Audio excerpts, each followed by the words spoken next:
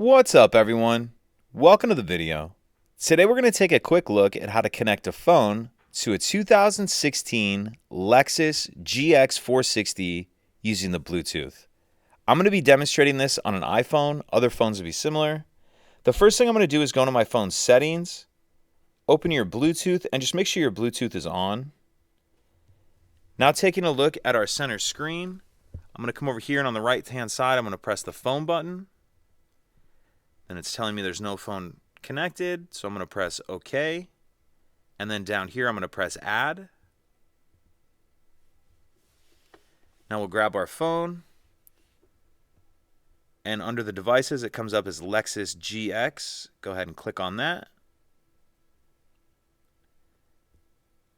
And this is just asking if I want to give it access to my contacts. I'm not going to set any of that up right now.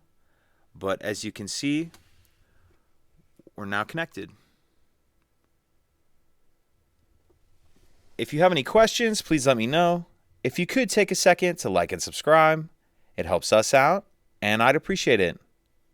Thank you.